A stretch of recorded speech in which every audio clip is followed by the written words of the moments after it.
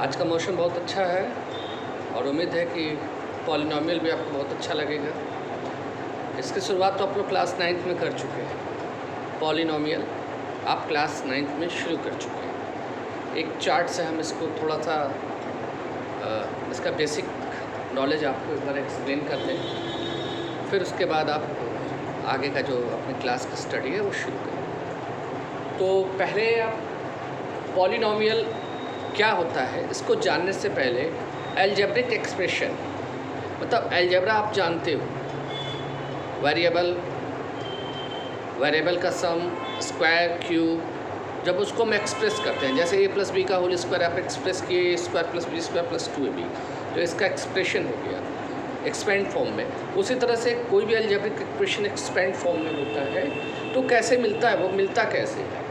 जब वेरिएबल और कांस्टेंट दोनों आपस में ज्वाइन होते हैं तो जाके आपको मिलता है अलजेब्रिक एक्सप्रेशन। वेरिएबल आप जानते हैं अल्फ़ाबेट्स जिसकी वैल्यू कुछ भी आ सकती है। किसी इक्वेशन को सॉल्व करते हो तो x = 1 आता है, किसी को सॉल्व करते हैं x = 10 आता है, वैल्यू चेंज होती है। वेरिएबल कांस्टेंट जिसकी वैल्यू फिक्स हो, नंबर जैसे 5 लिखा है तो 5 ही रहेगा, 6 या 7 अपने मन से करेंगे क्वेश्चन रॉन्ग हो जाएगा। तो ये दोनों मिलते हैं तो आपको बनाते हैं अलजेब्रिक एक्सप्रेशन।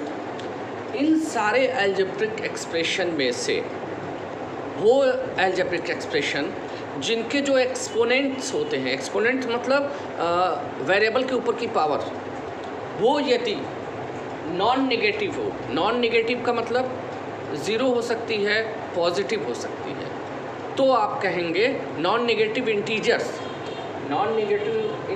होनी चाहिए। एक्सपोनेंट की जो पावर होनी चाहिए वो नॉन नेगेटिव इंटीजर्स में होनी चाहिए, तो आप कहोगे कि वो क्या है, पॉलिनॉमियल है। एग्जाम्पल के लिए x² + 4x + 2 लिखा हुआ है, वेरिएबल हमारा x है। आप देख रहे हो कि इसमें जो एक्सपोनेंट यानी वेरिएबल की जो पावर है 2, ये 2 क्या आएगा, नॉन नेगेटिव इंटीजर है कि नहीं है। x के ऊपर क्या पावर है, 1, ये भी नॉन नेगेटिव इंटीजर है। और ये तुम्हारा 2 के बाद कुछ नहीं लिखा है, कुछ नहीं लिखने का मतलब x⁴ 0। तो आप देखो जितना भी वेरिएबल है उसकी पावर या तो 0 है, या तो 1 है, या तो 2, यानी नॉन नेगेटिव, यानी वो क्या हो गया, पॉलिनॉमियल। आप क्लास 9th में पॉलिनॉमियल पहचानना सीख चुके हैं, उम्मीद है कि आता होगा आपको। जब पॉलिनॉमियल आपको समझ में आ गया, पॉलिनॉमियल पहचानने आ गया, तो पॉलिनॉमियल को हम 2 तरीके से डिवाइड करते हैं, on basis of degree and on basis of terms. Degree college वाली नहीं, डिग्री किसी भी अलजेब्रिक एक्सप्रेशन में जो वेरिएबल होती है उस वेरिएबल की जो हाईएस्ट पावर होती है वो डिग्री कहलाती है। जैसे हमने अभी ये जो इक्वेशन लिखा, x पे 2 भी है, x पे 1 भी है, x पे 0 भी है, इसमें हाईएस्ट क्या है, x पे 2, इसका मतलब ये 2 डिग्री का इक्वेशन है, ठीक है। तो डिग्री के अकॉर्डिंग भी हम पॉलिनॉमियल को डिवाइड करते हैं। 1 डिग्री का पॉलिनॉमियल हो सकता है, 2 डिग्री का हो सकता है, 3 डिग्री का हो सकता है, 0 डिग्री का भी हो सकता है। तो उसी में बताया ढेर सारे हो सकते हैं। उसमें जो आपको ज़्यादातर पढ़ना है, 1 डिग्री का यदि कोई भी पॉलिनॉमियल होगा तो उसको हम बोलते हैं लीनियर पॉलिनॉमियल। सीधे x लिख दिया, x + 4 लिख दिया, x - 4 भी लिख सकते थे, 2x भी लिख सकते थे। तो ये क्या हो गया, क्यों लीनियर पॉलिनॉमियल है, क्योंकि यहाँ x की पावर क्या है, 1। क्वाड्रेटिक पॉलिनॉमियल, x की 2 पावर होनी जरूरी है। चलो x वेरिएबल यूज़ कर रहे हो तो x की 2 पावर लगा दिया, आगे कुछ मन कर रहा है तो लिख लो, नहीं लिखने का मन करता है तो भी छोड़ दो, इसके आगे ± कुछ भी लिख दें, चाहे तो x का टर्म लिख के लिखते, चाहे डायरेक्टली कांस्टेंट लिख दिया, ये हो गया क्वाड्रेटिक पॉलिनॉमियल। क्यूबिक, x पे 3 से शुरू हुआ, चलो x पे 2 वाला भी लिख दिया, x वाला भी लिख दिया, कांस्टेंट टर्म भी लिख दिया, ये क्यूबिक। तो ऑन बेसिस ऑफ डिग्री आप बहुत अच्छे से समझ गए होंगे कि लीनियर का मतलब जो डिग्री 1 से शुरू हो, क्वाड्रेटिक का मतलब जो डिग्री 2 से, और क्यूबिक का मतलब जो डिग्री 3 से शुरू हो। अब आ जाइए टर्म। कोई एक ही टर्म का इक्वेशन होता है, किसी में 2 टर्म होते हैं। जैसे केवल x लिखा है तो 1 टर्म, x + y लिखा है तो 2 term, X plus Y plus Z लिखा है तो 3 टर्म, इसमें भी तो प्लस होकर बहुत ढेर सारे टर्म हो सकते हैं। पॉलिनॉमियल, पॉली वर्ड इसलिए जुड़ा है, पॉली का मतलब होता है पॉलीथीन, पॉलीथीन का यूज़ करते हो, केमिस्ट्री है। एथीन, एथीन इस साल पढ़ना है 10th वालों को, उसी एथीन को पॉली कई बार आपस में मिक्स करा के बनाया जाता है पॉलीथीन, जिसको मना किया जाता है इस्तेमाल करने के लिए। उसी तरह पॉलिनॉमियल, कई ढेर सारी डिग्रियां बढ़ जाएं, ढेर सारे तुम्हारे टर्म बन जाएं, तो वो हो गया तुम्हारा क्या, पॉलिनॉमियल। अब देखो on basis of term, monomial केवल एक टर्म होना चाहिए, चलो लिख दिया 5x, देखो एक टर्म है।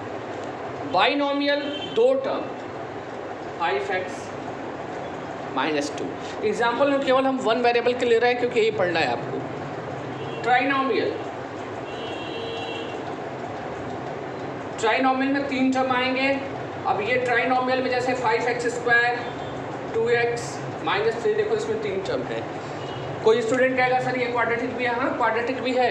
देखिए ये हम on the basis of term बता रहे हैं, कितने टर्म उसमें अंदर उसके अंदर हैं। तो ये तो हो गया बेसिक कॉन्सेप्ट पॉलिनोमियल का, जो आप क्लास 9th में पढ़ कर रहे थे। अब आपको क्लास 10th में क्या पढ़ना है वो उसके लिए आप देखिए।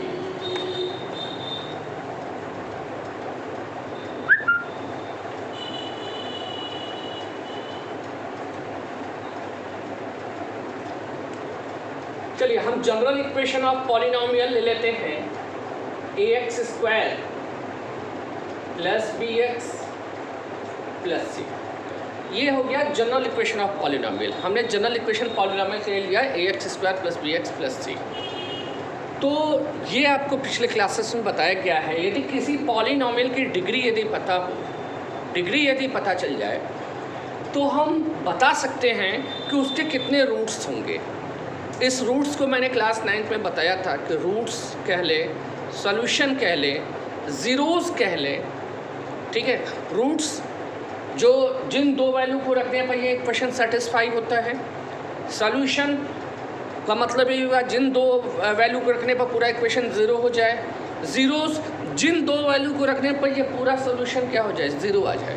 तो तीनों में से कोई भी नाम सेम नाम है, या आप ज़ीरोज़ बुलाओ, या आप रूट्स बुलाओ, या आप सॉल्यूशन बुलाओ। जो स्टूडेंट मुझसे पढ़ते आए होंगे मैं उसको की कहता था, चाबियाँ। ये कौन सा ताला है, कितनी चाबियों से खुलेगा। क्वाड्रेटिक इक्वेशन है तो 2 चाबियों से खुलेगा, क्यूबिक वाला है तो 3 चाबियों वाला है, बाई क्वाड्रेटिक 4 चाबियों से खुलेगा। तो इसी तरीके से आप इस इक्वेशन को आप देख रहे हो कि इसकी डिग्री कितनी है, 2, क्योंकि x की पावर कितनी है, 2। इसका मतलब ये 2 डिग्री का इक्वेशन है। इसका मतलब ये 2 चाबियों से खुलेगा। 2 चाबियों से खुलने का मतलब इसके रूट्स 2 होंगे, या कह लो इसके ज़ीरोज़ 2 होंगे, या इसके कह लो सॉल्यूशन 2 होंगे। हम लेट कर ले रहे हैं कि जो इसके सॉल्यूशंस हैं हम लोग को इसी तरीके से पढ़ना है। पहला जो इसका रूट है वो अल्फ़ा है, और दूसरा इसका रूट क्या है, बीटा। इसके हमेशा आप जब भी कोई क्वेश्चन सॉल्व करेंगे, यदि 2 डिग्री का है तो अल्फ़ा बीटा, 3 का पढ़ेंगे तो alpha beta gamma. First root को आपने अल्फ़ा लेट कर लिया, सेकंड रूट को यदि आपने बीटा लेट कर लिया, थर्ड रूट को आपका जैसा इक्वेशन हो उसको हम गामा, ये रिप्रेजेंट करने का तरीका होता है अल्फ़ा बीटा गामा। इसी तरीके से लेट करके हम लोग क्वेश्चन सॉल्व करते हैं। अब जैसे ये 2 डिग्री का है तो इसमें अल्फ़ा और बीटा होगा। तो देखिए क्या आपको मिलेगा, एक फार्मूला आपको मिलेगा, वो क्या होगा, sum of roots, sum of roots की जो वैल्यू होगी वो -b/a के इक्वल होगी। माइनस साइन आपको खुद से रखना है। b क्या है, कोफिशिएंट ऑफ x है, a क्या है, कोफिशिएंट ऑफ x² है। इसको आप ऐसे भी लिख सकते हो, माइनस COE लिख के डॉट लिख दिया। COE का मतलब आप कोफिशिएंट समझ लीजिएगा, coefficient of x upon coefficient of x²। अब देखिए सम ऑफ रूट्स की वैल्यू क्या होती है, अल्फा प्लस बीटा, क्योंकि एक रूट को आपने अल्फा लेट किया है, दूसरे को क्या किया है, बीटा। यानी alpha plus beta sum of root जो होगा वो coefficient of X upon coefficient of x square के हमेशा क्या होगा, इक्वल होगा। जब अपनी एनसीईआरटी की एक्सरसाइज आप शुरू करोगे तो आपको वेरीफाई करने के लिए कहेगा क्या सम ऑफ रूट्स इसके बराबर है, तो आपको करना क्या होगा, किसी भी पॉलिनोमियल का रूट फाइंड करना होगा। रूट फाइंड करने के लिए आप लोग को अभी आगे आपको आगे के चैप्टर्स में और भी मेथड सिखाए जाएंगे। अभी आप लोग फैक्टराइजेशन के मेथड से ही रूट को सॉल्व करोगे। तो बाय फैक्टराइजेशन हम उसके दोनों रूट्स क्या कर लेंगे, फाइंड कर लेंगे, दोनों को जोड़ लेंगे, देख लेंगे लेफ्ट हैंड साइड कितना आ रहा है, और फिर जो इक्वेशन दिया होगा उस इक्वेशन से coefficient of X upon coefficient of x square कर लेंगे माइनस साइन के साथ। यदि दोनों RHS भी देख लेंगे, यदि दोनों वैल्यू सेम आती होगी तो वेरीफाई हो जाएगा कि ये फार्मूला क्या है, सही। तो एक फार्मूला हो गया आपका सम ऑफ रूट्स के लिए। दूसरा फार्मूला प्रोडक्ट ऑफ रूट्स। आप लोग लिखते रहिएगा, उम्मीद है कि आज नेट अच्छा चल रहा होगा क्योंकि सब लोग का काम बंद है। Product of roots, product of roots यहाँ आप देखिए एक आप कहिए कि एक कंटिन्यूटी चलती है। पहले यहाँ नेगेटिव से शुरू होता है तो नेगेटिव के बाद अगले क्या आता है, पॉजिटिव, इसलिए फार्मूला नेगेटिव से शुरू हुआ था। अब ये फार्मूला नेगेटिव नहीं, पॉजिटिव, पॉजिटिव को लिखने की ज़रूरत नहीं। तो C upon A, product of root क्या हो गया, C अपॉन ए। इसको माइनस भी शुरू किया तो ये क्या आ गया, प्लस। ये बाद में जब क्लास 11th में मैथ्स लेंगे, डिटर्मिनेंट्स पढ़ेंगे तो आपको बताया जाएगा कि ये प्लस माइनस का क्या है तरीका। C अपॉन ए, C आपका क्या है, 2 डिग्री का जो अपने पॉलिनोमियल लेट किया है इसका ये कांस्टेंट टर्म है, और A क्या है, कोफिशिएंट ऑफ एक्स स्क्वायर। चलिए, product of roots alpha into beta is equal to, formula क्या मिल गया, constant upon coefficient of x.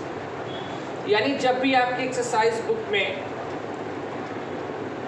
कोई भी पॉलिनोमियल दिया होगा और फैक्टराइजेशन के मेथड से आपने दोनों रूट्स को फाइंड कर लिया, तो दोनों रूट का मल्टीप्लाई कर लीजिए, लेफ्ट हैंड साइड मिल जाएगा, और जो इक्वेशन दिया होगा उससे कांस्टेंट टर्म में आप कोफिशिएंट ऑफ एक्स स्क्वायर से डिवाइड कर लेंगे तो वो राइट हैंड साइड मिल जाएगा। यदि दोनों इक्वल है तो ये क्या हो जाएगा, ये फार्मूला भी क्या हो जाएगा, वेरीफाई हो जाएगा।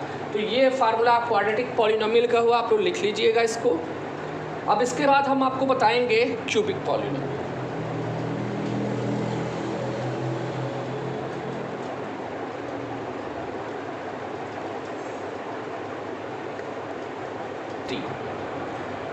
सम ऑफ रूट्स, अब आप जैसा जान रहे हो ये 3 डिग्री का इक्वेशन है, 3 चाबियां हैं, पहली वाली को अल्फा ले लिया, दूसरी वाली को बीटा ले लिया, तीसरी वाली को गामा ले लिया। Alpha plus beta plus gamma यानी सम ऑफ रूट्स उसी तरीके से पहले माइनस फिर प्लस फिर माइनस, ऐसे ही फार्मूला चलेगा। पहला formula sum of roots minus B upon A, minus B upon A का मतलब वही है minus coefficient of x square coefficient of x cube, minus sign के साथ। बड़ा लिख रहा हूं कि आपको दिखे, ये क्या चेंज होके हो जाएगा, सम ऑफ रूट्स। अब तो 3 रूट हो गए, यानी फार्मूला क्या बन गया कि alpha plus beta plus gamma is equal to minus coefficient of x square upon coefficient of x cube.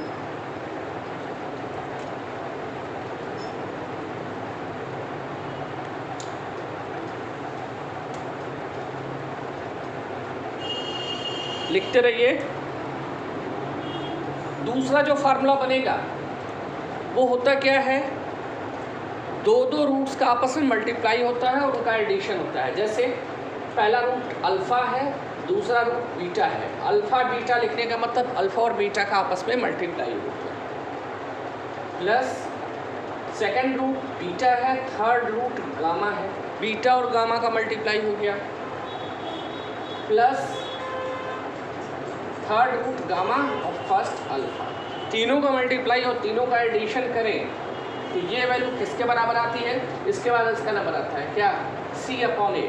C what is C upon coefficient of, अब यहाँ माइनस के बाद प्लस, यानी हम लिखने की जरूरत नहीं है, plus coefficient of x upon coefficient of x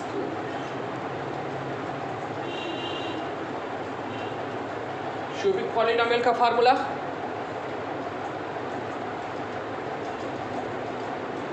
इसके बाद third formula product of roots,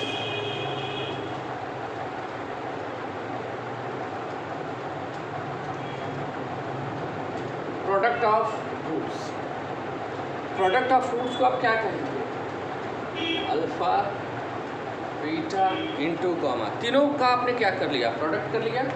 ये किसके बराबर? ये माइनस से शुरू किया था, सेकंड टर्म माइनस, फिर थर्ड टर्म प्लस, फिर fourth term minus, minus plus minus, यानी माइनस डी अपॉन ए। डी क्या है? यहाँ पे कांस्टेंट है, डी क्या है? कांस्टेंट टर्म है, अपॉन ए क्या है? Coefficient of x cube.